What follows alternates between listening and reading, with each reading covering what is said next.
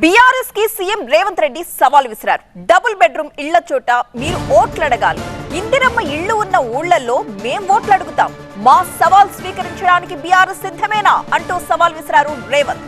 మాట్లాడితే నన్ను పదవి నుంచి దిగిపో అంటున్నారు. ఇదేమీ మీ తాతలిచ్చిన ఆస్తి కాదు, మాకు ప్రజలిచ్చిన అధికారం అన్నారు సీఎం రేవంత్.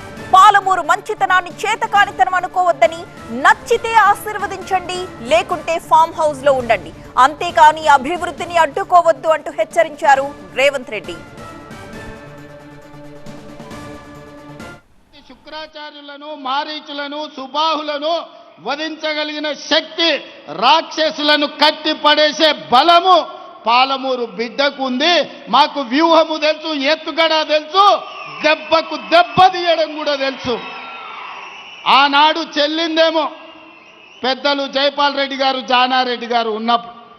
ఈనాడు అది చెల్లదు. మాకు తెలుసు ఎవరు ఎట్లొస్తారో, ఏ రూపంలో వస్తారో, ఏ మారు వేషంలో వచ్చినా, మాయలేడి రూపంలో వచ్చినా పాలమూరు జిల్లాలు ప్రజలు గుర్తుపడతారు, కర్రు కాల్చి వాత పెడతారు. మీరు ఎలాంటి ఆశలు పెట్టుకోకండి. బీఆర్ఎస్ కి సీఎం రేవంత్ రెడ్డి సవాల్ విసిరారు. డబుల్ బెడ్రూమ్ ఇళ్లున్న చోట మీరు ఓట్లు అడగాలి, ఇందిరమ్మ ఇళ్లున్న చోట మేం ఓట్లు అడుగుతామంటూ సవాల్ విసిరారు. ఆయన సవాల్ స్వీకరించడానికి బీఆర్ఎస్ సిద్ధమా అంటూ కూడా ప్రశ్నించారు. ఆయన మాట్లాడితే నన్ను పదవి నుంచి దిగిపో అంటున్నారు. ఇదేమీ మీ తాతలిచ్చిన ఆస్తి కాదు, మాకు ప్రజలిచ్చిన అధికారం అన్నారు సీఎం రేవంత్ రెడ్డి.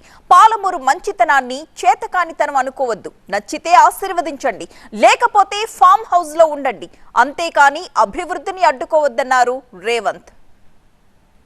నాకు వాళ్ళు శత్రువులు, వీళ్ళు శత్రువులు అని మాట్లాడుతుంటారు. నాకెవ్వరు శత్రువులు లేరు.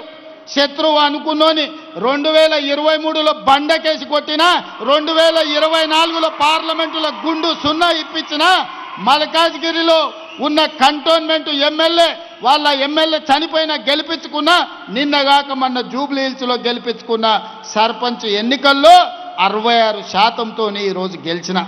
ఆయన నడుమిరిగి ఫామ్ హౌజులు ఉంటే ఆయనను శత్రువు అని నేనెందుకు అనుకుంటా? ఆయన లేచి చక్కగా నిలబడ్డప్పుడు కదా నేను మాట్లాడేది.